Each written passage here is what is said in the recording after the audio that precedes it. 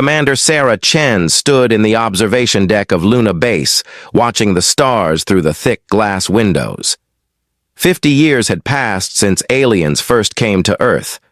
50 years since humanity learned they were not alone in the universe. And 50 years since Earth chose to stay away from the galaxy's problems, the Galactic Confederation had offered Earth membership in their Great Alliance.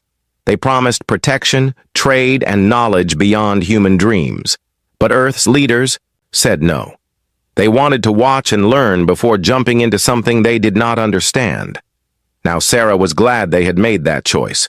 Through her telescope, she could see distant flashes of light where entire star systems were being destroyed.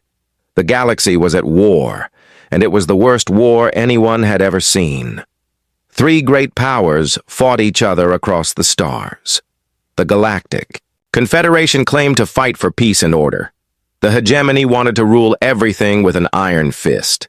And then there were the Void Wraiths, ancient beings that seemed to eat planets and stars for breakfast. Sarah's job was to watch and report. Earth's Soul Defense Network had sensors everywhere in the solar system. They tracked every ship, every signal, every strange energy reading that came from deep space. So far, the war had stayed far away from Earth's little corner of the galaxy. Commander Chen, we have something strange on the outer rim sensors, called Lieutenant Mark Rodriguez from his station. His voice carried worry that made Sarah turn away from the window. What kind of strange? Sarah asked, walking over to look at his screen. Big ship moving fast, heading straight for our system. The design looks like hegemony, but something is wrong with it. It's spinning and leaking energy all over the place. Sarah frowned. The hegemony were the most organized military force in the galaxy. Their ships did not spin out of control or leak energy. Show me. The main screen lit up with an image that made Sarah's blood run cold. A massive warship, longer than 3 city blocks, was tumbling through space toward their solar system. Parts of it were on fire. Pieces were breaking off and floating away. This was not a healthy ship. How long until it reaches us? Sarah asked. At current speed, maybe 6 hours. But Commander, look at its path. Rodriguez highlighted the ship's trajectory on the screen. Sarah's heart sank.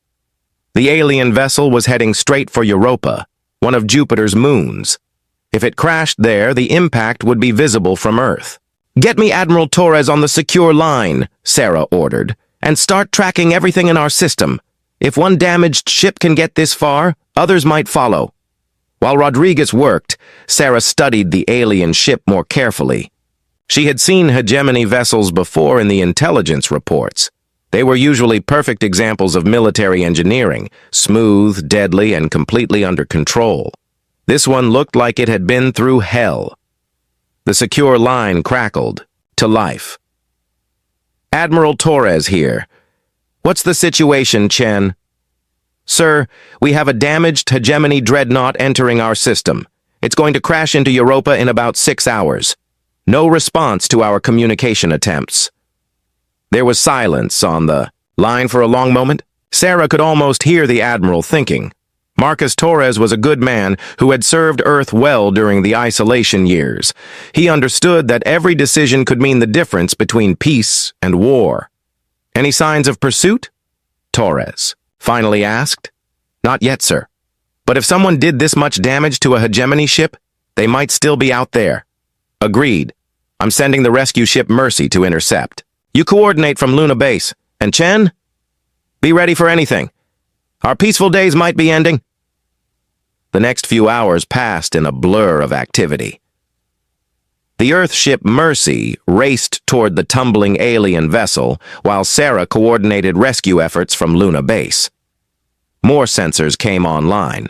Defense platforms powered up for the first time in decades. The entire Soul Defense Network went to high alert. Dr. Elena Vasquez arrived at Luna Base just as the Mercy reached the alien ship.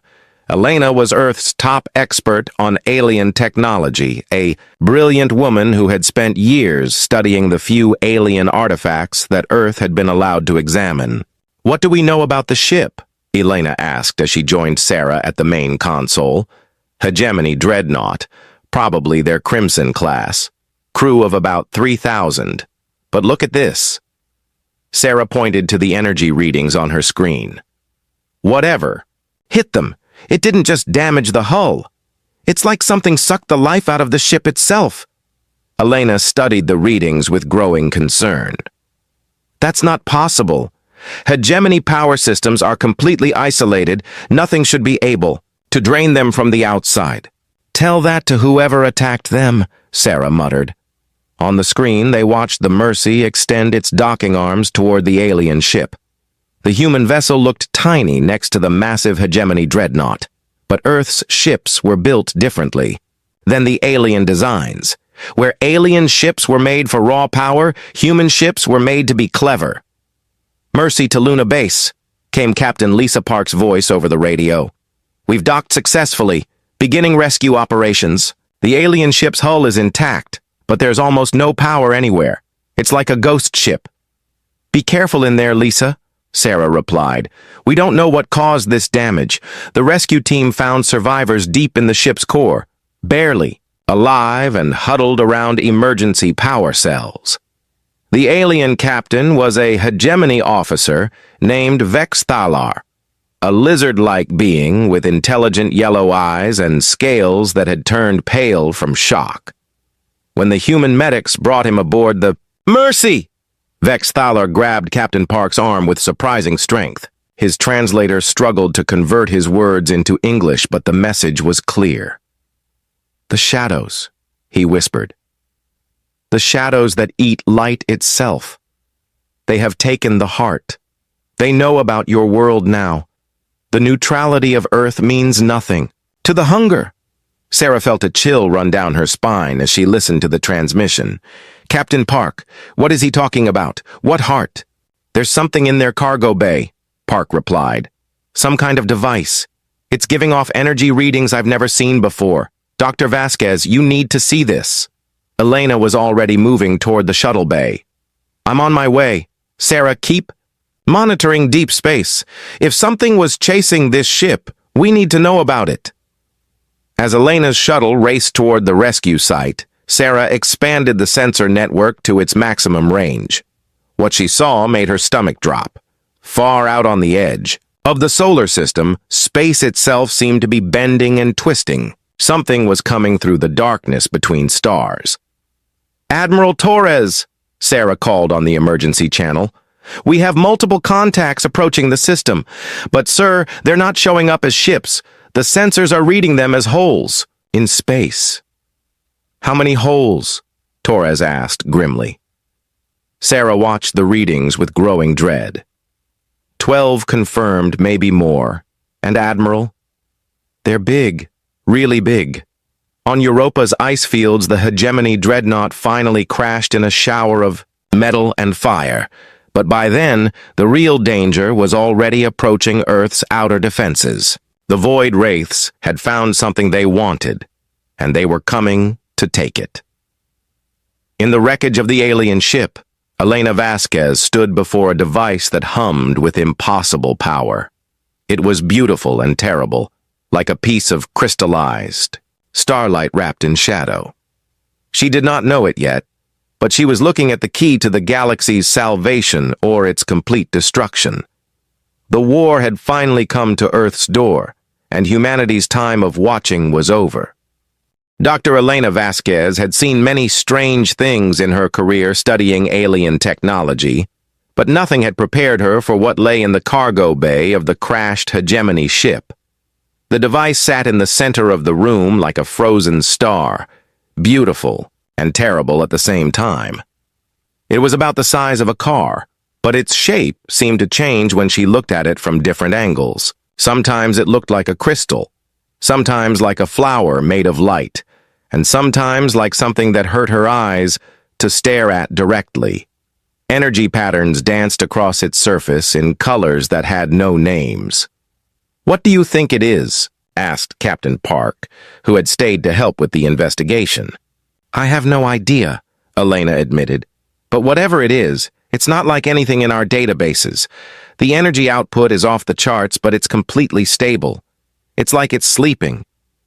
Near the device, the hegemony captain Vex Thalar lay on a medical bed, barely conscious, but trying to speak. His translator box crackled with static as he fought to get the words out. "Nexus core," he whispered. "We stole it from their temple ships. Thought we could use it as a weapon against the Confederation. But we were wrong. So wrong." Elena leaned closer. "What does it do?" "It tears holes in the universe itself. Space, time, reality, nothing can stop it." "But the Wraiths need it for something worse. They use it to feed." "Feed on what?" Vex Thalar's yellow eyes fixed on Elena with desperate intensity. "Life itself, every living thing in the galaxy. They are hungry, and this device helps them eat. Entire worlds." Elena felt cold fear creep up her spine. She had read the reports about the Void Wraiths, but the details were always vague.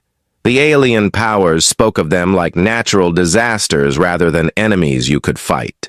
"You need to understand," Vex Thalar continued.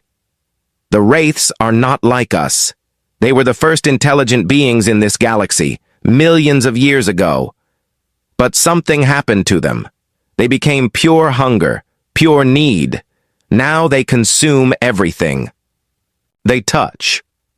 Back on Luna Base, Commander Sarah Chen was dealing with her own crisis. The approaching contacts were getting closer, and her sensors were picking up impossible readings. "Admiral Torres, the contacts are definitely ships, but they're like nothing we've ever seen," she reported. "They seem to exist partially outside normal space. Our targeting systems can't lock on to them properly." "How long until they reach the inner system?" Torres asked. "At current speed. Maybe 8 hours. But sir, there's something else. We're getting long-range signals from the opposite direction. Confederation and hegemony fleets are both heading our way." Sarah could hear Torres curse under his breath. "How many ships?" "Confederation fleet shows 30 vessels, led by their newest battlecruiser. Hegemony has maybe 20 ships, but they're all heavy assault class. And Admiral, both fleets are demanding. We surrender the device from the crashed ship." Neither of them asked nicely, I assume. The Confederation Admiral Zix Kenna said Earth has 48 hours to hand over what she called stolen Wraith technology or face the consequences. The hegemony was more direct. They just said surrender or be destroyed. Torres was quiet for a long moment. 50 years of neutrality, and now everyone wants to fight us at once. Chen, start powgling up our defense networks. It looks like our peaceful days are officially over. Meanwhile, Elena was making disturbing discoveries about the Nexus core. Her scans showed that the device was not just a weapon or tool. It was something much more complex and dangerous. "Captain Park, look at these readings," she said, pointing to her tablet.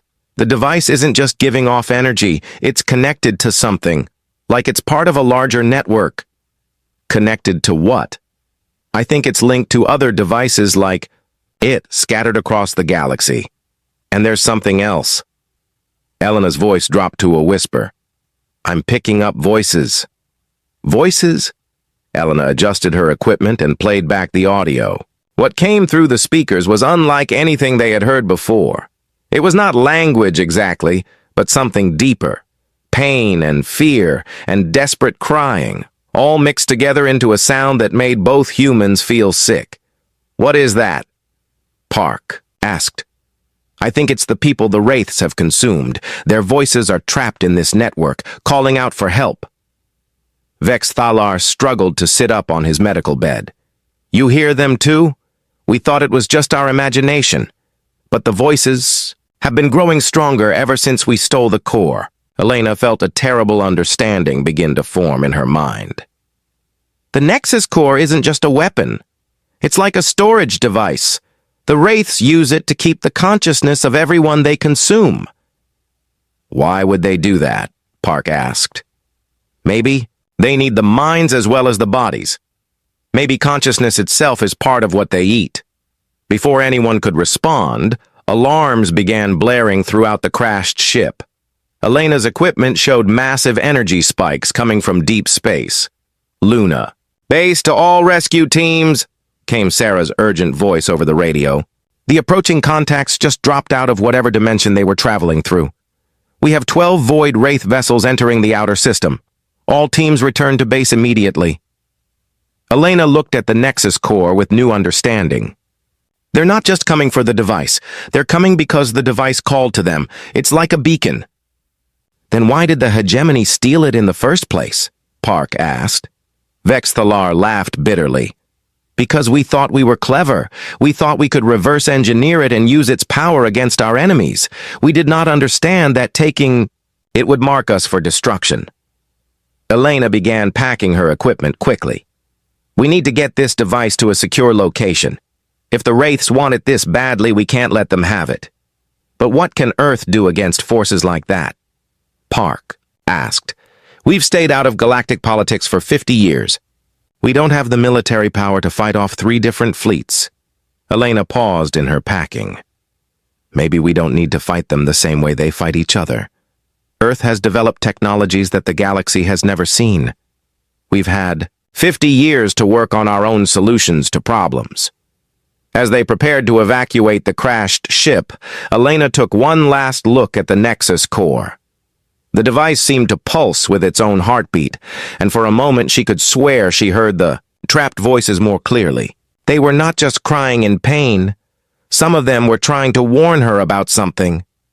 "The hunger comes," whispered a voice that might have belonged to a being dead for 1,000 years. "But the young ones have teeth the hunger has never tasted. Perhaps there is hope yet."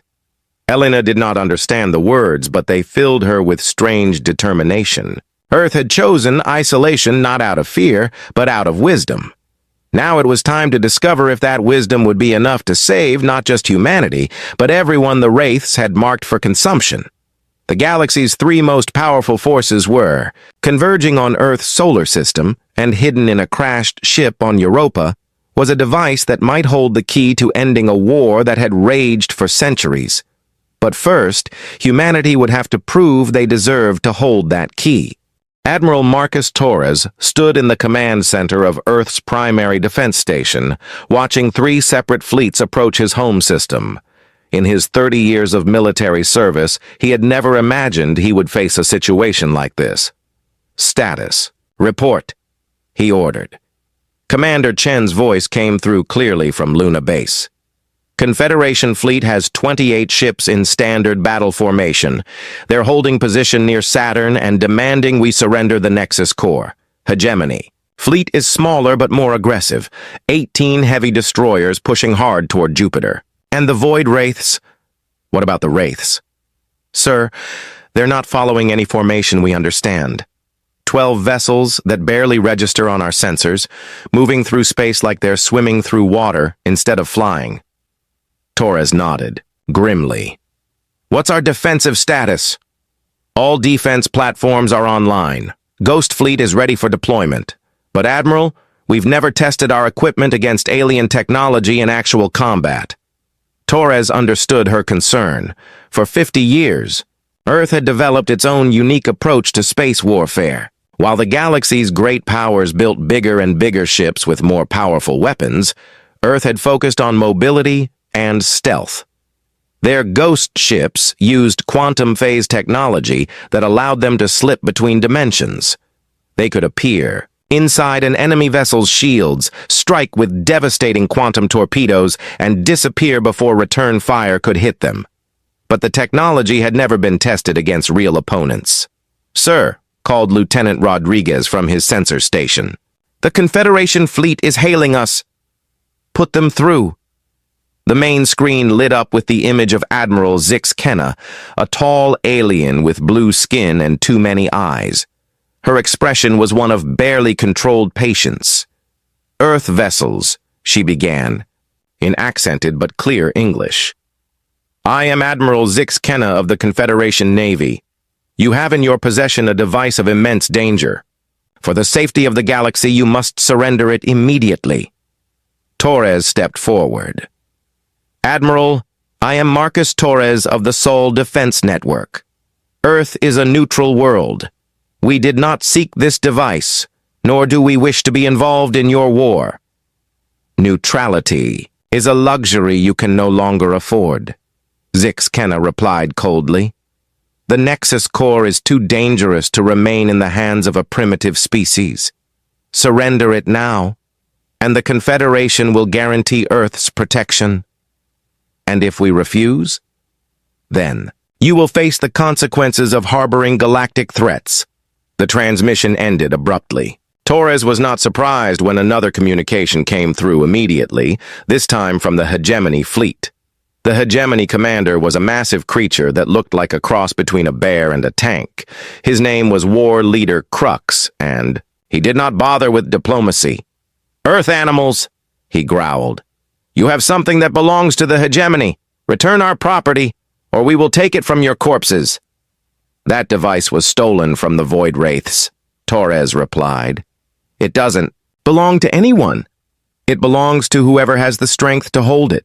Do you have that strength, little humans?" Torres smiled coldly.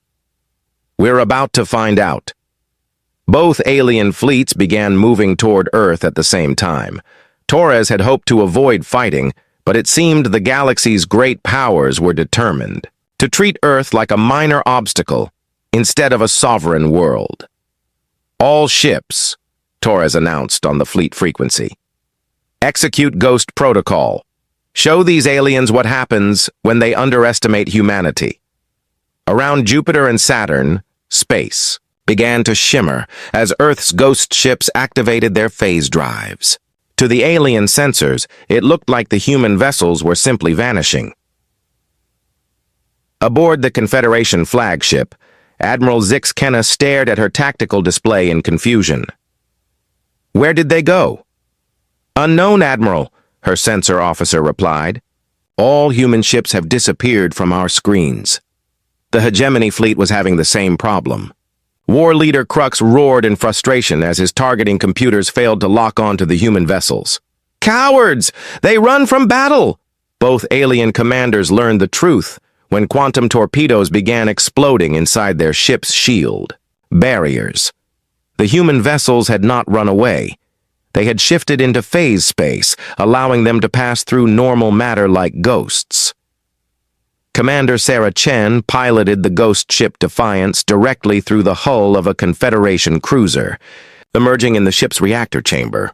Her quantum torpedoes struck the reactor core from the inside, causing a cascade failure that left the alien ship dead in space. "Ghost Leader to all units," she announced. "Target their engines and weapons, not their crews. We're here to disable, not massacre." The battle was unlike anything the galaxy had ever seen. Human ships appeared and disappeared like deadly phantoms, striking from impossible angles and vanishing before return fire could reach them. The alien fleets found themselves fighting an enemy they could not see or predict. But the real shock came when the Void Wraiths joined the battle.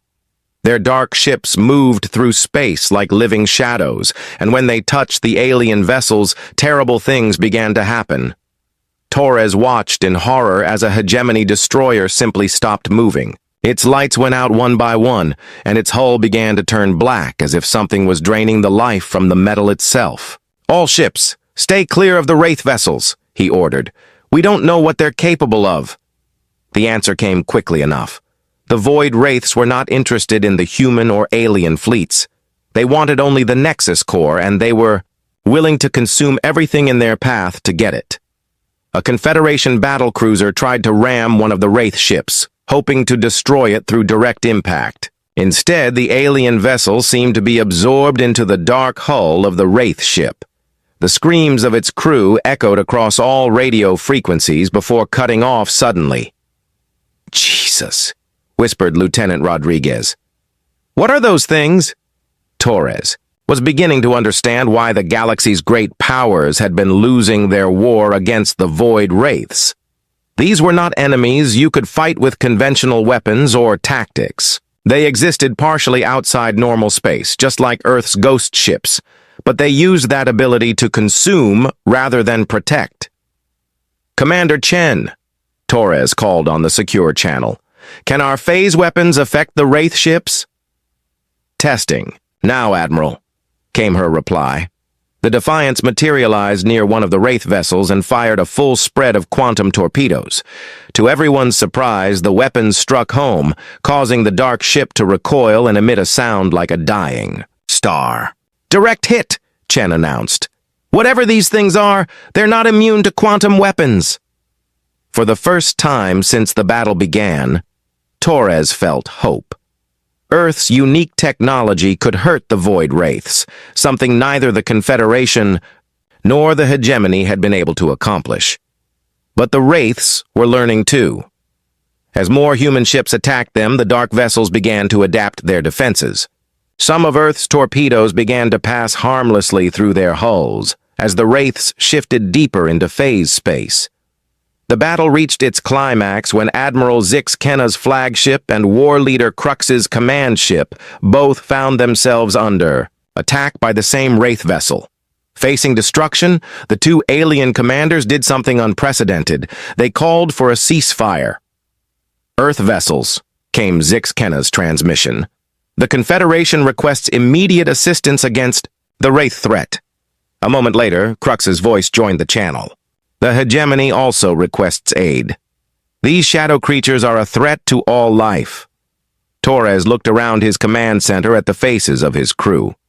They had gone from neutral observers to the galaxy's only hope in the space of a few hours. "All ships," he announced. "New mission. Protect both alien fleets from the Void Wraiths. We'll sort out our differences after we deal with the common enemy." The battle's tide turned as Earth's ghost ships began working to protect the alien vessels. Instead of fighting them, human crews risked their lives to evacuate survivors from damaged ships, regardless of whether they were Confederation or hegemony. But Torres knew this was only the beginning. The Void Wraiths had found Earth, and they would keep coming until they had what they wanted. The galaxy's war had finally reached humanity's doorstep, and Earth would never be able to hide from it again. 3 weeks after the battle in Earth's solar system, Dr. Elena Vasquez made a discovery that changed everything. Working in a secure laboratory deep beneath Luna Base, she had finally unlocked the secrets of the Nexus Core. "Admiral Torres, you need to see this immediately," she called through the secure communication system. Torres arrived at the lab within an hour, accompanied by Admiral Zix Kenna and war leader Crux. The temporary alliance between Earth, the Confederation, and the hegemony was still fragile, but the threat of the Void Wraiths had forced old enemies to work together. Elena stood before a massive holographic display showing the galaxy in 3 dimensions. Thousands of points of light marked star systems, but what caught everyone's attention were the dark spaces scattered throughout the map. "These are the locations where the Void Wraiths have completely consumed entire systems," Elena explained. "But look at the pattern."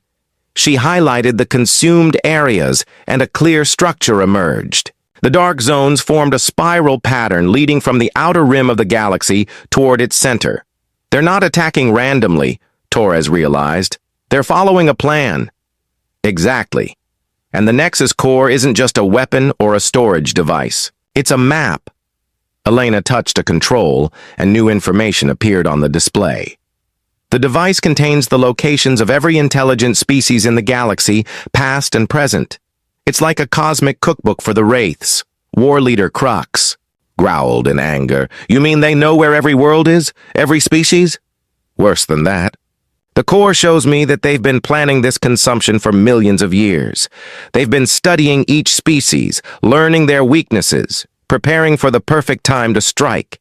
Admiral Zix Kenna studied the display with her multiple eyes. "But Dr. Vasquez, this information flows both ways, does it not? If the device tells them where we are, it also tells us where they are?" Elena nodded grimly. "That's what I wanted to show you." She manipulated the hologram and a new image appeared, a massive structure hidden in the dark space between galaxies. This is what the Wraiths call the Hunger Engine. It's their source of power, their command center, their everything. And according to the Nexus Core, it's been growing stronger for millions of years. The structure was enormous beyond imagination. It looked like a twisted combination of machine and living tissue, stretching across light years of space. Energy. Conduits connected it to thousands of smaller stations, and the whole thing pulsed with a sick, hungry light. That's where they keep the consciousness of every species they've consumed, Elena continued. Billions of minds trapped inside that thing, forced to power their war machine. Torres felt sick as he understood the implications. Every time they destroy a world, they add its people to that thing? The voices I heard in the Nexus Core are coming from there, and some of them have been trapped for thousands of years. War leader Crux slammed his massive fist on the table. Then we destroy it. We take every ship we have and blow that abomination apart. It's not that simple, Elena replied. The hunger engine exists partially outside normal space-time. Conventional weapons can't touch it. That's why the Wraiths built it there. Admiral Zix-Kenna's expression was thoughtful. But your quantum phase technology, Dr. Vasquez, could it reach the engine? Elena looked at Torres before answering. Theoretically, yes. Earth's ghost ships could phase into the same dimensional space as the engine, but the journey would be incredibly dangerous. We'd have to travel through the void between galaxies, with no hope of rescue if something went wrong. Torres was already making calculations in his head.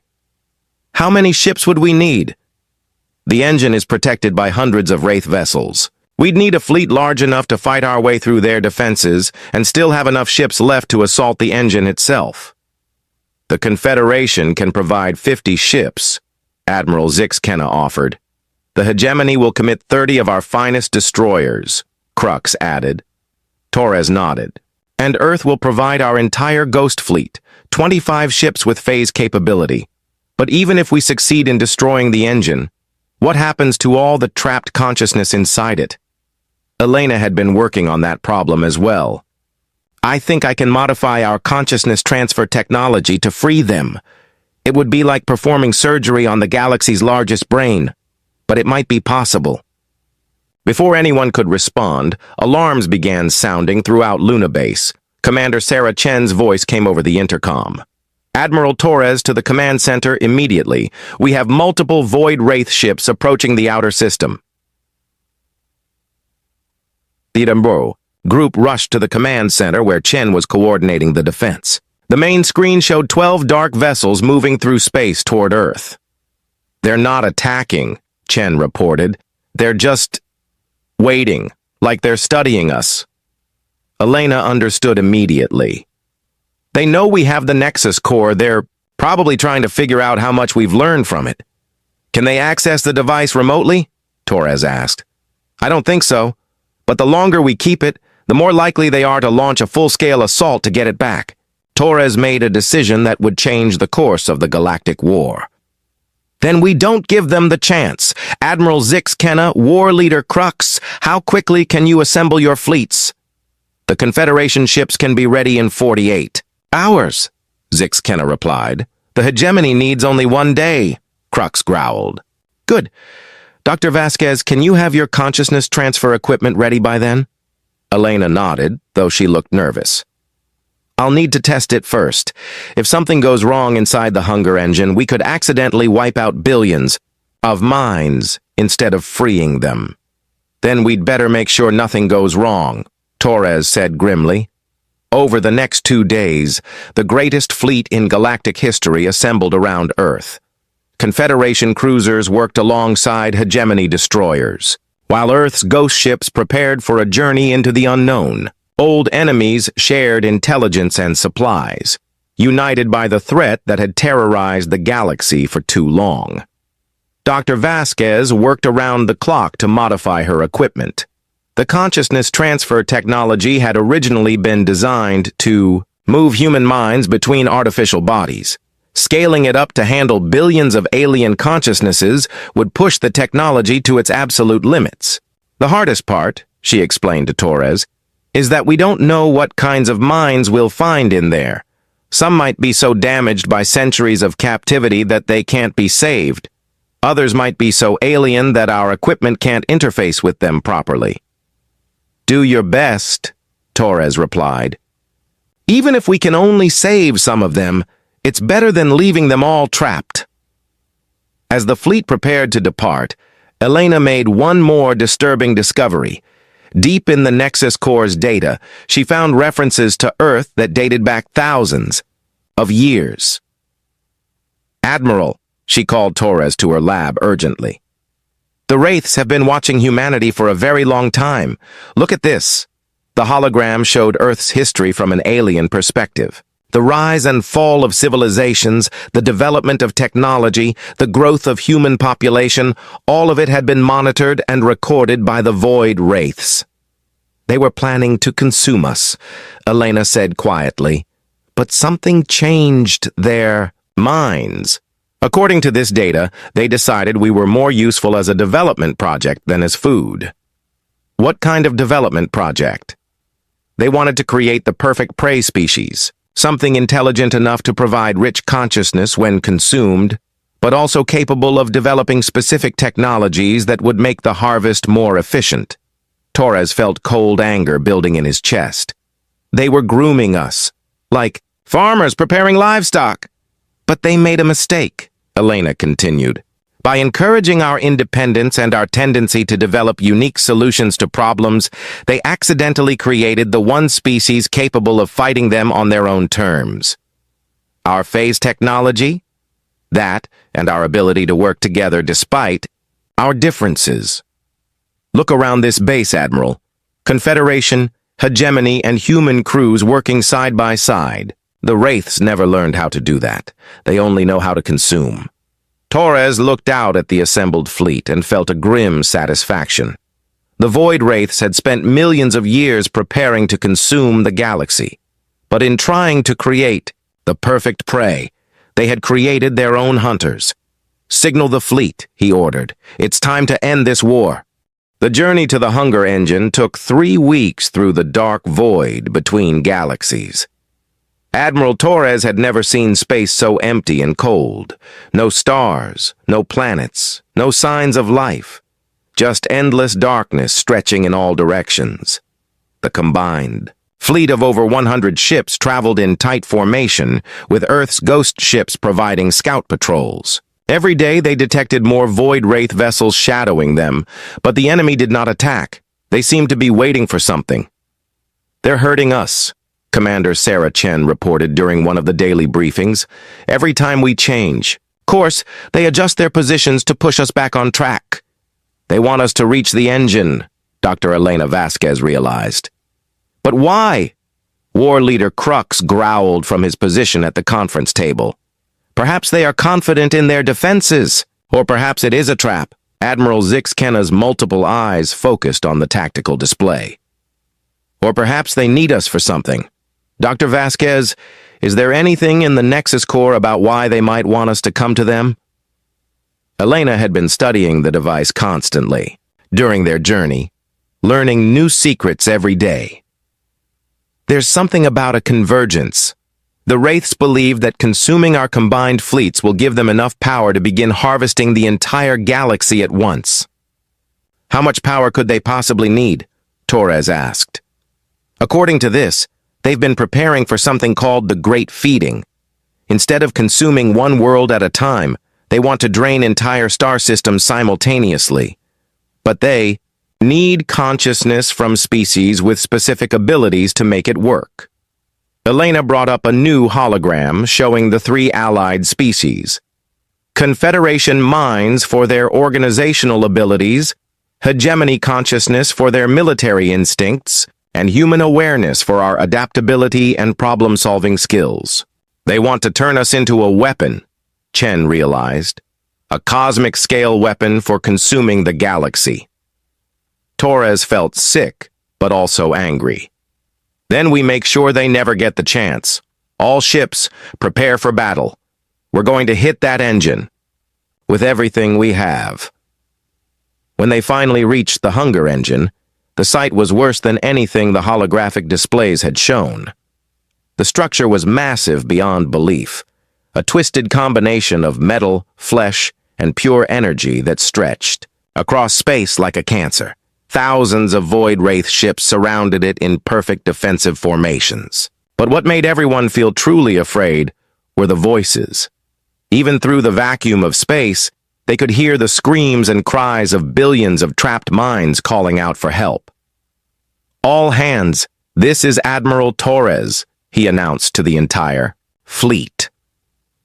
"What we see before us is the source of the galaxy's greatest evil. Inside that structure are the consciousness of every species the Wraiths have consumed over millions of years. Today, we free them all." The battle began when Earth's ghost ships phased directly into the engine's outer defenses. Sarah Chen led the first wave, her ship Defiance materializing inside a massive Wraith vessel and destroying it from within. But the Void Wraiths were ready for them. As more human ships phased into the battle zone, the enemy vessels began shifting into the same dimensional space, turning the fight into a deadly game of interdimensional combat. "They've learned to match our phase frequency," Chen reported as her ship barely escaped destruction. "We can't ghost through their hulls anymore." The SCI, Confederation and Hegemony fleets engaged the outer defensive ring while Earth's ships pushed toward the engine itself. The battle was unlike anything in recorded history, with ships appearing and disappearing across multiple dimensions, while energy weapons carved through space like angry stars. Dr. Vasquez piloted a specially modified ship toward the engines. Core, her consciousness transfer equipment protected by the heaviest shields Earth could build. Her mission was simple but almost impossible. Get close enough to interface with the engine and begin freeing the trapped minds. "Elena, you've got 6 Wraith ships closing on your position," Torres warned from his command ship. "I see them. Beginning transfer sequence now." Elena's equipment sent out quantum tendrils that connected with the engine's consciousness network. Immediately, her mind was flooded with the voices of the consumed. Millions of beings crying out in languages she had never heard, begging for freedom that had been denied for countless centuries.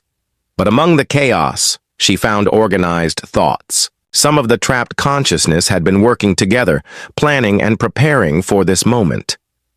"We have been waiting," spoke a voice that belonged to a being dead for 10,000 years. "We knew the young ones would come. We have prepared a way." Elena understood. The trapped minds had not been passive victims.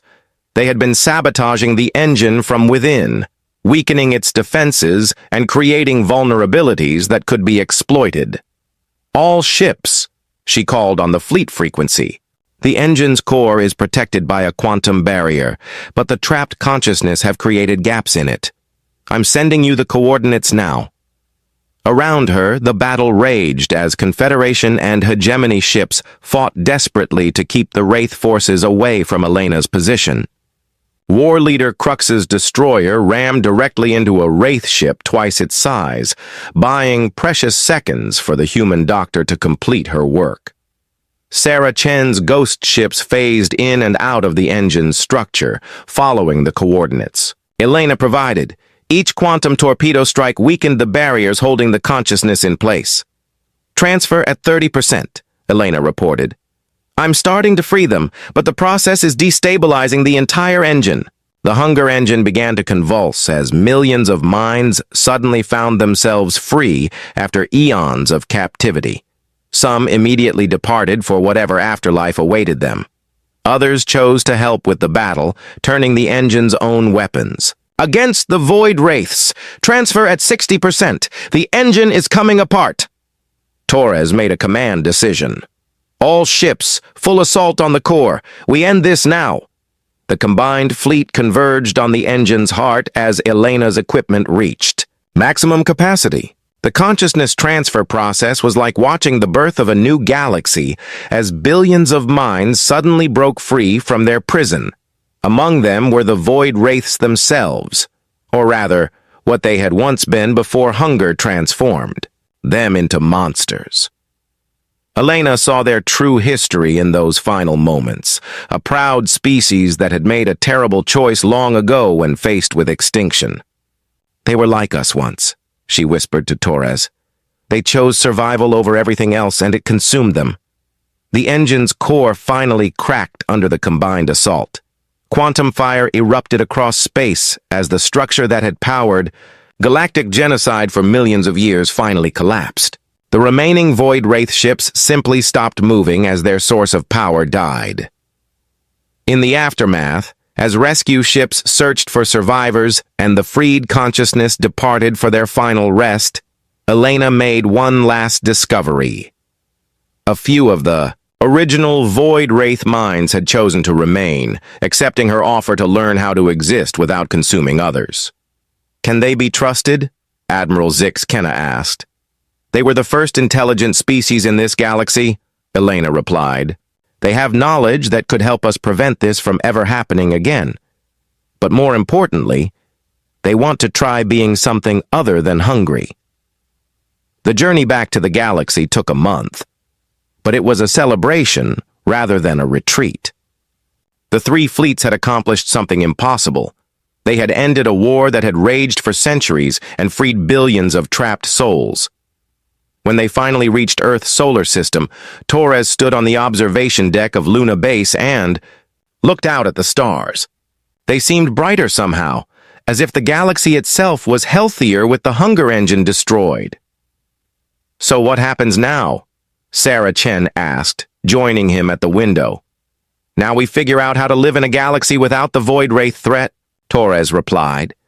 The Confederation and Hegemony will probably go back to their old conflicts eventually, but maybe they'll remember that working together made them stronger. And Earth? Torres smiled. Earth gets to choose its own path, just like we always wanted. But I think our days of isolation are over. The galaxy needs what we can offer.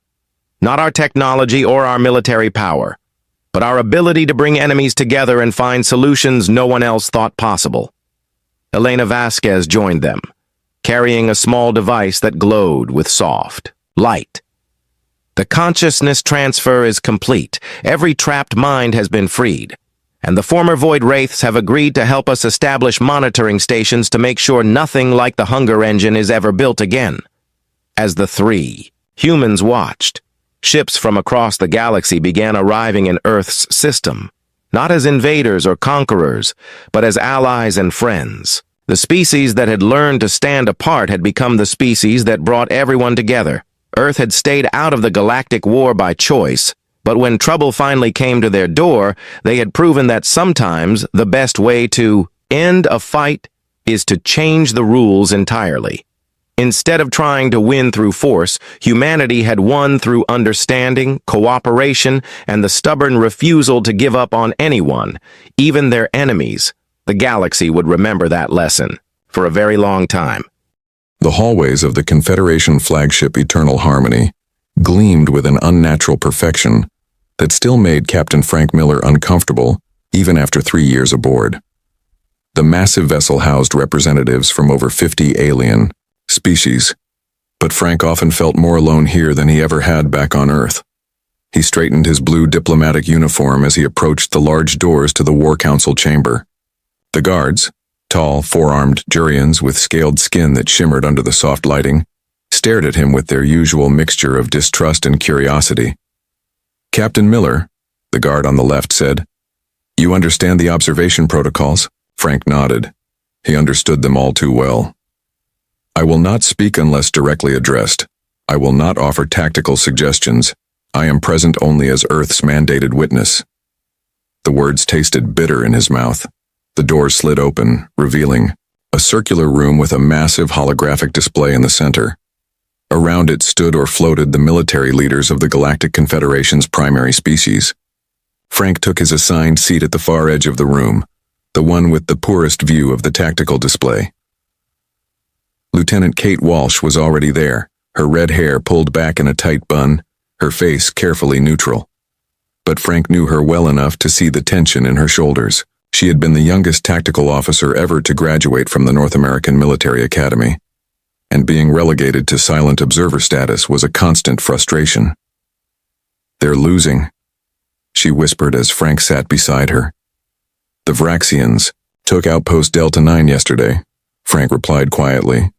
3,000 Confederation troops dead or captured, The holographic display flickered and changed to show the current battle lines.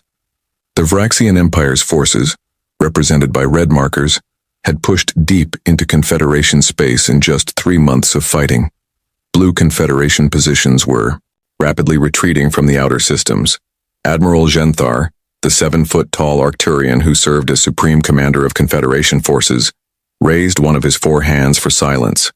His skin, the color of burnished copper, seemed duller than usual.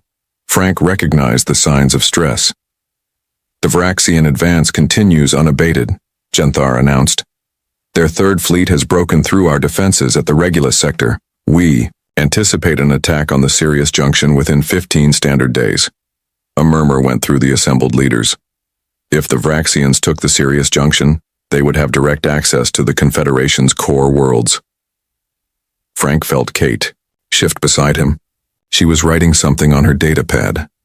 He glanced down and saw a simple tactical diagram showing how the Confederation forces could reposition to create a trap at Sirius. It was brilliant, it was obvious, and it was something they couldn't share. "We will reinforce our position at Sirius with the 4th and 7th Fleets," Admiral Genthar continued. "We will maintain our standard defensive formation and repel their advance." Frank bit his tongue. The standard defensive formation had failed 6 times already against the Vraxians' flanking maneuvers. Kate's hand tightened around her stylus until her knuckles turned white. Commander Loxarian, a gelatinous being from one of the water worlds, pulsed with blue light as it spoke. "Perhaps we should consider alternative strategies. Our current approach has not been effective." "What alternatives do you suggest?" asked General Vryn of the Pleiadian Guard, her feathered crest rising in irritation. "The humans," Loxarian began, then paused as the room went silent. Every eye, ocular sensor, and sensory appendage turned toward Frank and Kate.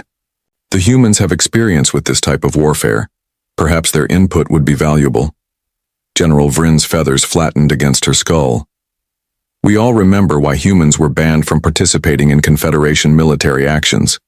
Do you wish to repeat the Luna incident?" Frank remained expressionless, though the mention of Luna made his stomach clench. One human ship, the UES Defiant, had managed to defeat 3 Pleiadian cruisers by executing a maneuver so reckless that no alien commander would have considered it possible. The human captain had used her own damaged vessel to knock an asteroid into the path of the Pleiadian ships. The resulting collision had killed over 200 Pleiadians and turned the tide in humanity's first and last interstellar battle.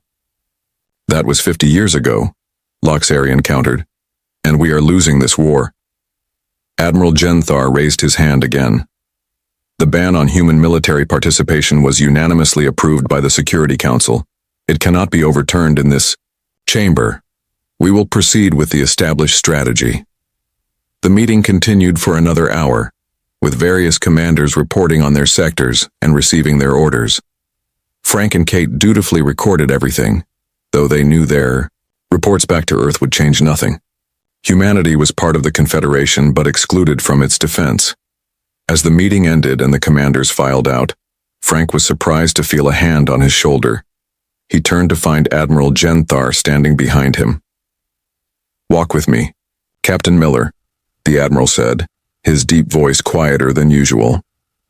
Frank nodded to Kate, who looked as surprised as he felt, and followed the tall alien into a small side chamber. The door closed behind them with a soft hiss. "Speak freely, Captain," Genthar said, his 4 violet eyes focused intently on Frank's face. "What do you think of our strategy?" Frank hesitated, unsure if this was some kind of test. "Sir, I'm not permitted to offer tactical assessments. I am not asking officially." The Admiral's voice had an edge of desperation Frank had never heard before. "I am asking as one military man to another. What would humans do in this situation?" Frank took a deep breath. "We would not mass our forces at Sirius Junction, sir. That's exactly what the Vraxians expect. And what would you do instead?" "We would set a trap, but not the one they're expecting." Frank found himself explaining Kate's plan from the datapad, the words rushing out after being held back for so long. "The Vraxians rely on their superior numbers. We'd use that against them." Genthar, listened silently, his expression unreadable. When Frank finished, the Admiral was quiet for a long moment. "Interesting," he finally said. "Very interesting." A distant alarm sounded and Genthar straightened. "I must go. Thank you for your unofficial input, Captain." As the Admiral left, Frank stood alone in the small chamber, his heart racing. For the first time in 3 years, someone had actually asked for his opinion. When he returned to their small office, Kate was already compiling their daily report. "What did he want?" she asked without looking up. "He wanted to know what humans would do," Frank replied, still hardly believing it himself. Kate's head snapped up, her green eyes wide. "And you told him?" Frank nodded. "I told him everything." "Do you think it will make any difference?" Before Frank could answer, their communication console chimed with an urgent message. The Vraxian Third Fleet had destroyed the Confederation outpost at Proxima Centauri. The path to Sirius Junction was now wide open. "It has to," Frank said quietly. "Otherwise, this war is already lost." The emergency meeting of the Confederation Security Council was already in full swing when Frank and Kate arrived. They stood at the back of the large chamber, watching alien diplomats argue loudly about the latest Vraxian victories.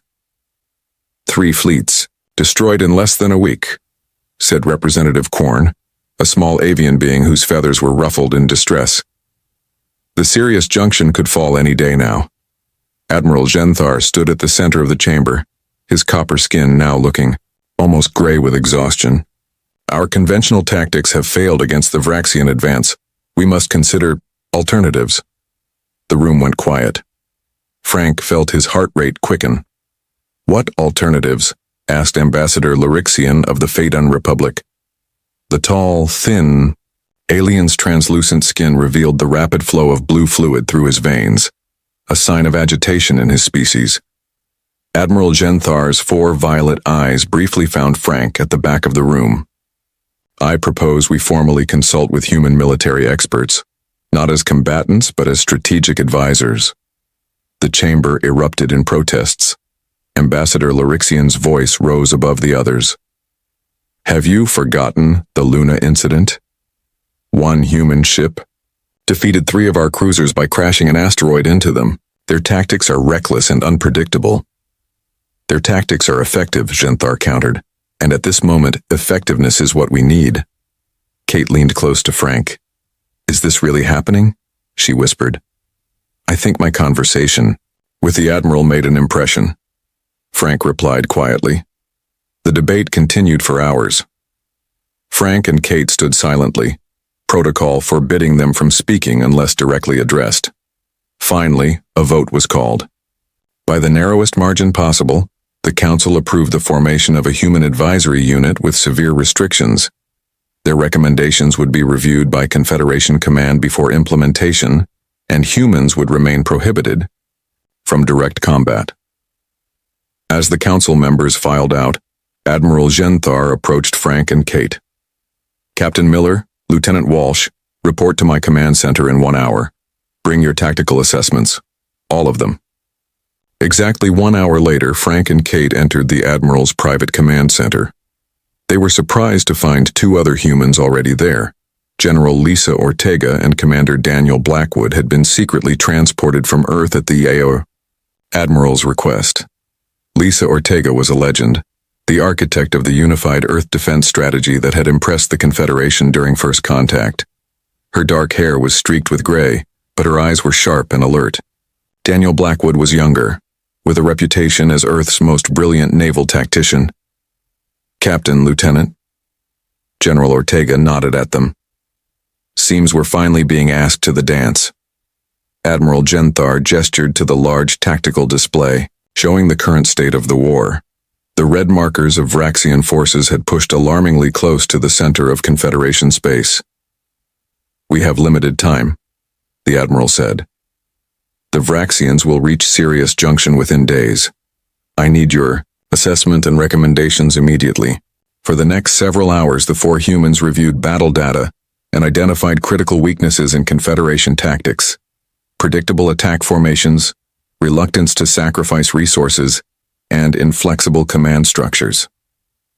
The problem is fundamental, Commander Blackwood explained, pointing to recordings of previous battles. Your ships always maintain formation, even when breaking formation would save them. Your commanders follow the same tactical doctrines in every situation. The Vraxians have figured out your playbook, Kate added. They know exactly what you'll do before you do it. General Ortega stepped forward. We need to change the game entirely, something the Vraxians won't expect. What do you propose? Admiral, Genthar asked. First, stop moving your fleets as single units, Frank said. Break them into smaller, more agile groups that can attack from multiple vectors. Second, Kate continued, use your civilian mining vessels to create traps. Those ships can deploy explosive ore fragments in nebula zones where Vraxian sensors are compromised. Blackwood pointed to a specific sector on the map. Third, start leaking false information about your fleet positions. Make them think you're somewhere you're not. Admiral Genthar looked troubled. These suggestions violate centuries of Confederation, military doctrine. That's exactly why they'll work, General Ortega said firmly. The Vraxians have studied your doctrine too. They're counting on you to follow it. Their discussion was interrupted by an urgent communication. The Vraxian forces had broken through the last defense line before Sirius Junction. The path to the Confederation's core worlds was now open. The Admiral's face hardened. I must present your recommendations to the Council immediately. An emergency session was called. Frank, Kate, Ortega, and Blackwood stood at attention as Admiral Genthar outlined their strategy to the assembled representatives. The reaction was immediate and negative. Sacrificing ships as decoys, intentionally leaking information, using mining vessels as weapons. Ambassador Larixian was practically vibrating with indignation. These tactics are dishonorable. They will save lives, Admiral Genthar responded. Both military and civilian. The Vraxians don't fight with honor, General Ortega added when directly addressed by the Council. They fight to win. So should you. Before the Council could vote, another emergency alert sounded. The Vraxian main fleet had entered the Sirius Junction. They were mere days from reaching the core worlds. The Council chamber fell silent. Fear was evident on every alien face. We have no choice, said Representative Quorn quietly. We must try something different or face extinction. The vote was unanimous this time. The human strategy was approved with one significant change. The restrictions on the Human Advisory Unit were temporarily suspended. As they left the chamber, Admiral Genthar turned to the four humans. You are now authorized to directly coordinate our remaining forces. The fate of the Confederation is in your hands. What's our first move? Kate asked as they hurried toward the command center. Frank looked at his fellow humans, saw the same determination in their eyes that he felt in his heart. We changed the rules of the game. General Ortega nodded grimly. The Vraxians think they know what they're fighting against. They're about to learn differently. They're about to learn why humans were banned from galactic wars, Commander Blackwood added. As they entered the command center, the staff fell silent, watching the humans with a mixture of hope and apprehension. Admiral Genthar stepped aside, giving Frank access to the main command console. Captain Miller, the Admiral said formally, you have operational control of Confederation forces. What are your orders? Frank took a deep breath. 50 years of exclusion ended in this moment. He placed his hands on the console and began giving commands that would forever change how the galaxy viewed humanity. The main command center of the Eternal Harmony transformed overnight. Where once stood neat rows of stations with aliens calmly monitoring displays, there was now a hurricane of activity. At the center of this storm stood the four humans, issuing orders that shocked the Confederation officers but were obeyed nonetheless. Disperse the 7th Fleet into 5 separate battle groups, Frank ordered, his fingers moving across the holographic display. Each group will use a different approach vector to the Proxima system. An Arcturian commander hesitated. Captain, Miller, dividing our forces goes against every principle of Confederation strategy. Exactly, Kate said from her station. The Vraxians have studied your principles. They expect you to gather your forces for a direct confrontation. We won't give them what they expect. General Ortega was working with the communications team, deliberately leaking false intelligence about a massive Confederation fleet gathering at Tau Ceti. Make sure the encryption is good enough to seem secure, but weak enough that their best codebreakers can crack it within 12 hours, she instructed. Meanwhile, Commander Blackwood coordinated with the Civilian Mining Guild. I need every mining vessel with explosive charge capability at these coordinates, he said, marking points in the dense nebula between Sirius and Proxima. They'll be laying specialized minefields. Frank watched the tactical display as their orders were carried out. Small blue markers representing Confederation ships moved into positions no alien commander would have chosen. Mining vessels, represented by green dots, began gathering near the nebula. The trap was being set. Admiral Genthar approached, his violet eyes studying the display. You're sacrificing the Proxima system, he observed. We're offering it as bait, Frank corrected. According to intelligence, the Vraxians believe Proxima contains a major Confederation supply base. In reality, we've already evacuated all civilians and moved any valuable resources, Ortega finished. But we've left enough evidence to make them think it's a critical target. The Admiral looked troubled. And once they commit their forces to attacking Proxima? Blackwood stepped forward with a holographic projector showing detailed technical schematics. That's when we spring the real trap. He activated the projection, showing a complex device attached to the Proxima star itself.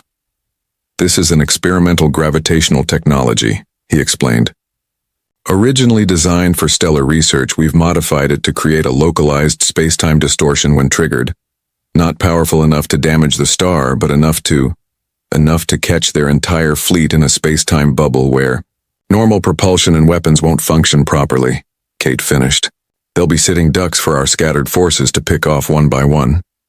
Admiral Genthar stared at the device. This technology was deemed too dangerous for military application by the Confederation Science Council. Everything humans do is deemed too dangerous by someone, Frank said quietly. But right now, dangerous is exactly what we need to be. The next 48 hours were tense. The scattered Confederation ships reported Vraxian scouts probing their positions, testing for weaknesses. The mining vessels completed their work in the nebula, creating invisible killing fields that would activate when triggered remotely. Tau Ceti deception successful, reported General Ortega, reviewing intercepted Vraxian communications. They've diverted 3 battle groups to counter our non-existent fleet there. Gravitational device is online and ready, Blackwood added. Proxima star is showing nominal readings. The device is completely undetectable to their sensors. Frank studied the main display, watching the red markers representing the main Vraxian armada. They were moving exactly as predicted, gathering for what they thought would be a decisive strike against a critical Confederation resource. They've taken the bait, he said. They're committing over 60% of their total military strength to the Proxima offensive. Kate looked up from her station. Our flanking forces are in position. Mining field is armed and ready. We just need them to enter the kill zone. The command center fell silent as they watched the Vraxian fleet advance. It was an impressive sight. Hundreds of warships moving in tight formation toward what they believed was a weakly defended but strategically vital system. They're entering Proxima system now, Kate reported. Estimated time to optimal trap position, 17 minutes. Frank turned to Admiral Genthar. Once we activate the gravitational device, there's no going back. Are you prepared for the consequences? The Admiral's copper skin seemed to darken. What consequences do you foresee beyond defeating the enemy? The level of destruction will be unlike anything the Confederation has seen in centuries of warfare, Frank said honestly. This isn't a battle. It's an ambush designed for maximum enemy casualties. And if we don't do this? The Admiral asked. Then, the Vraxians reach your core worlds within a week, General Ortega replied. Billions die instead of thousands. Admiral Genthar straightened to his full height. Proceed, Captain Miller. The minutes ticked by with excruciating slowness. On the main display, they watched as the Vraxian fleet moved deeper into the Proxima system, spreading out to engage what they thought were defensive positions. "They're in optimal position," Kate announced. "All ships are within the effect radius." Frank took a deep breath. "Commander Blackwood, activate the gravitational device." Blackwood sent the coded signal. For several seconds, nothing happened. Nervous murmurs spread through the command center. "Device activation confirmed," Blackwood said, though his voice betrayed uncertainty. "There should be visible effects any moment now." Still nothing happened on the display. The Vraxian ships continued their advance unaffected. "Did it fail?" Admiral Genthar asked, tension evident in his voice. Frank exchanged worried glances with his team. Had their plan failed? Had they sacrificed their position for nothing? Then a sensor operator called out, "Unusual readings from the Proxima star. Gravitational fluctuations are increasing exponentially." On the display, the space around the Vraxian fleet began to shimmer. The neat formation of red markers started to distort, ships being pulled in different directions as space itself warped around them. "It's working," Kate whispered. "It's actually working." The command center watched in awe as the space-time distortion expanded, engulfing the entire Vraxian fleet. Ship markers blinked out one after another as vessels were torn apart by forces they had no defense against. "Activate the mining field now," Frank ordered. When the few Vraxian ships managed to escape the gravitational trap, they fled directly into the nebula, directly into the waiting minefield. Secondary explosions bloomed. Across the tactical display, "Begin flanking attacks," Frank commanded.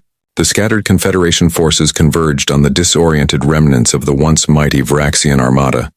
Within hours, it was over. Where once had been the pride of the Vraxian Empire, there was now only debris and disabled vessels. "Status. Report," Admiral Genthar requested, his voice subdued. "Vraxian losses. Approximately 87% of engaged forces," Kate reported. "Confederation losses. Minimal." The command center should have erupted in cheers. Instead, a heavy silence fell as the enormity of what they had done sank in. They had not won a battle. They had engineered the almost complete destruction of the enemy fleet. "Send to all Confederation forces," Admiral Genthar finally said. "Proxima operation successful. Prepare for counteroffensive." He turned to Frank. "Captain Miller, the galaxy now understands why humans were banned from war." Frank shook his head. "Not yet," he replied. "But they will." News of the Proxima victory spread throughout the Confederation like a shockwave. Billions watched the footage of the Vraxian fleet being torn apart by the gravitational distortion, followed by the systematic destruction of the survivors. The reaction was mixed. Many celebrated the salvation from Vraxian conquest, while others were disturbed by the scale of destruction. 3 days after the battle, Frank and his team were summoned to the Confederation Ethics Committee. The large hearing chamber was packed with representatives from dozens of species. Some faces showed gratitude, others displayed clear horror. This hearing will determine whether the human tactics at Proxima violated Confederation warfare conventions, announced Chairperson Vela, a gaseous being contained within a transparent environmental suit. "Captain Miller, please explain your rationale for employing such extreme measures." Frank stood, feeling the weight of countless alien eyes upon him. The Vraxian fleet would have reached the core worlds within days. Conventional tactics had failed repeatedly. Billions of civilian lives were at risk. We chose the option that would end the threat decisively, with minimal Confederation casualties. "By destroying nearly an entire enemy fleet?" asked Ambassador Lorixian, his translucent skin now a deep blue with emotion. "Such wholesale slaughter hasn't been seen in Confederation space for 8 centuries. Kate Walsh rose to stand beside Frank. "With respect, Ambassador, the Vraxians showed no mercy when they conquered the outer systems. They executed prisoners and bombed civilian centers. They understand only one language, force." General Ortega added her voice. "This wasn't about revenge. It was about efficiency. The longer a war lasts, the more lives are lost on both sides." The debate raged for hours. Human military philosophy was dissected, questioned, and analyzed by beings who found it alien and disturbing. Frank noticed that although many expressed shock at their methods, none suggested they should have let the Vraxians win. As the hearing reached its conclusion, Admiral Genthar entered the chamber. Silence fell immediately. "The committee has requested my perspective," the Admiral said, his voice carrying throughout the room. "I authorize the human strategy with full knowledge of its potential consequences. If there is blame to be assigned, it should fall on me." He paused, looking around the chamber. "But there should be no blame. Only understanding. The Vraxians left us no choice but to fight. The humans simply showed us how to fight effectively." The committee adjourned to consider their judgment. Frank and his team waited in a small antechamber, the weight of the past days heavy on their shoulders. "Do you think they understand yet?" asked Commander Blackwood, breaking the silence. "They're starting to," Frank replied. "But understanding isn't the same as accepting." Before they could continue, an urgent communication came through. Intercepted messages revealed that the Vraxian High Command was in disarray. Their remaining forces were retreating from multiple fronts, abandoning conquered territories to consolidate. "Their defenses, they're vulnerable," Kate said, studying the reports. "This is our chance to end the war completely." When the Ethics Committee reconvened, they announced their decision. The human tactics, while extreme, were justified under the circumstances. No sanctions would be imposed. However, they strongly recommended that future operations be conducted with more restraint. Frank immediately requested an emergency council meeting to discuss the Vraxian retreat. In the Grand Council chamber, he presented a bold plan. "The Vraxians are retreating to their core systems," he explained, pointing to the tactical display. "Their fleet is fractured, their command structure in chaos. We have a unique opportunity to press our advantage and force a complete surrender." Ambassador Larixian rose in opposition. "Haven't we seen enough destruction? Perhaps we should offer peace terms now, while we have the upper hand." Commander Blackwood shook his head. "The Vraxians don't respect mercy. They see it as weakness. If we don't press our advantage, they'll regroup, adapt to our tactics, and attack again. Next time, the gravitational trap won't work." General Ortega stepped forward. "We don't need to destroy their civilization. We need to demonstrate that continued aggression is futile. A targeted strike at their remaining military infrastructure would accomplish this with minimal civilian casualties." The council members looked uncertain. After centuries of defensive warfare, the concept of pressing an offensive was foreign to them. Kate addressed their hesitation directly. "This is why humans were banned from your wars. Not because we're more violent, but because we understand that in war hesitation costs lives." Admiral Genthar studied the tactical display thoughtfully. "What exactly do you propose, Captain Miller?" Frank outlined a three-pronged attack targeting Vraxian military bases, shipyards, and command centers. No civilian targets, no planetary bombardment. Surgical strikes with clear objectives. Eliminate their capacity to wage war. The debate was intense. Many council members were uncomfortable with taking the offensive, even against a weakened enemy. Others saw the logic in Frank's argument but feared setting a dangerous precedent. Finally, Representative Quarn spoke up, his avian features solemn. "I lost my homeworld to the Vraxians. Billions of my people are dead or enslaved. If we allow the Vraxians to rebuild their forces, they will return. They always have." One by one, other representatives of conquered worlds added their voices. The mood in the chamber shifted. The vote, when it came, was narrow but clear.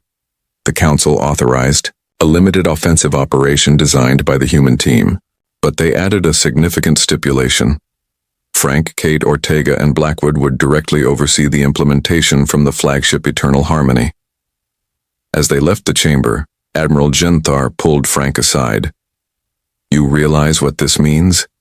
The Council is officially suspending the ban on human military participation." Frank nodded. "For this operation only. But it's a start." The Admiral's violet eyes studied him carefully. "You've changed how this Confederation thinks about warfare. Captain Miller, not everyone is comfortable with that change. War isn't about comfort, Frank replied. It's about survival. And sometimes, survival requires doing the uncomfortable thing. Preparation for the counteroffensive began immediately. For the first time in 50 years, humans would officially lead Confederation forces into battle. The plan was precise, targeting Vraxian military assets while avoiding civilian casualties. As the Eternal Harmony moved into position for the operation, Frank stood on the observation deck, looking out at the stars.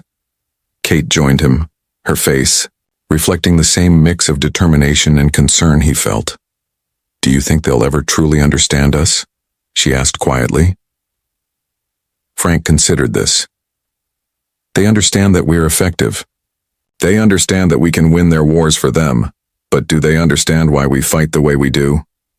He shook his head. Not yet. Will they? Frank turned from the stars to look at his fellow human. They will after we show them that we're not just good at destruction, we're also good at ending wars. Below them, the massive ship hummed with activity as it prepared for the coming battle. A battle that would either confirm the Confederation's worst fears about humans or reveal a deeper truth they had yet to grasp. 3 months after the battle at Proxima, the war with the Vraxian Empire ended with a formal surrender ceremony aboard the Eternal Harmony. The massive central hall was filled with representatives from all Confederation species. At the front of the hall stood Frank, Kate, General Ortega, and Commander Blackwood, watching as the Vraxian High Command signed the surrender documents. The Vraxian Supreme Commander, a tall, gray-skinned being with 4 arms and a ridge of bony plates along his skull, looked directly at Frank as he placed his mark on the document. "You fight like no species we have ever encountered," he said, his translator conveying the words in a flat tone that couldn't hide the mix of fear and respect. Behind them, Frank nodded but said nothing.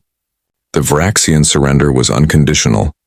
Their military had been systematically dismantled over the past 3 months, using strategies designed by the human team. Most remarkable to the Confederation observers was the precision of the campaign. Despite the devastating effectiveness of the human tactics, civilian casualties had been kept to a minimum. The final campaign had resulted in the lowest civilian death rate in any major Confederation conflict, though at the cost of significant military losses on both sides. As the ceremony concluded, Admiral Genthar stepped forward. "The Confederation owes a great debt to our human allies," he announced. Their strategic insight turned certain defeat into victory.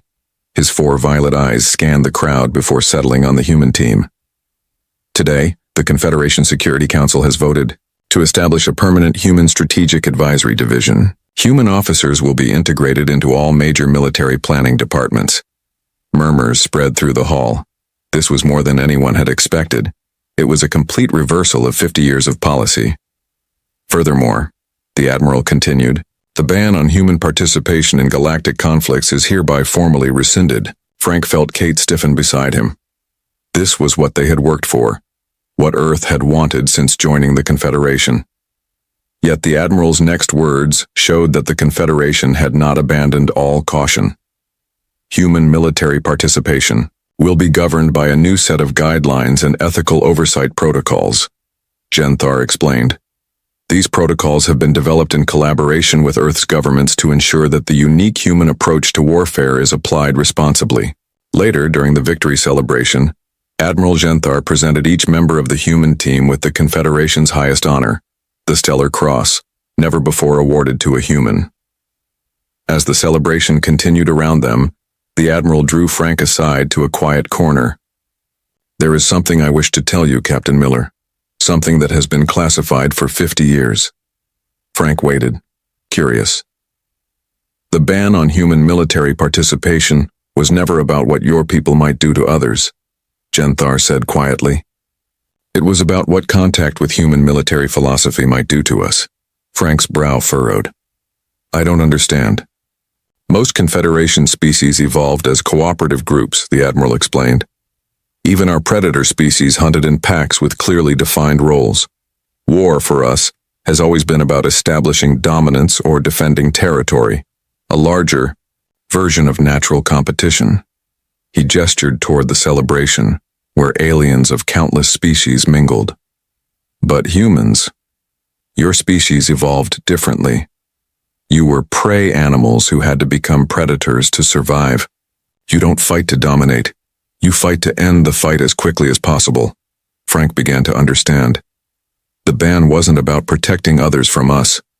It was about protecting ourselves from becoming like you, the Admiral confirmed. Your species approaches conflict with a singularity of purpose that ours lack. You don't seek to win battles, you seek to end wars. Frank thought about this. And now? Now we understand that there are times when your approach is necessary, Genthar said. The Vraxians forced us to adapt or perish. Thanks to you, we adapted. The conversation stayed with Frank long after the celebration ended. A week later, as the human team prepared to return to Earth to help establish training programs for human officers joining Confederation forces, he shared the Admiral's words with his colleagues. So we weren't banned because we're too violent, Kate mused. We were banned because we're too efficient at violence. General Ortega nodded thoughtfully. It makes sense. The Confederation species fight wars like they're contests, with rules, expectations, and built-in limitations. We fight wars like they're existential threats that need to be eliminated as quickly as possible. Because for most of our history, they were, Commander Blackwood added. Human warfare evolved from survival, not dominance displays. As their shuttle departed the Eternal Harmony, Frank looked out at the vastness of space. Across the galaxy, alien military academies were beginning to study Earth's military history, from Alexander the Great to guerrilla warfare to modern conflict doctrine.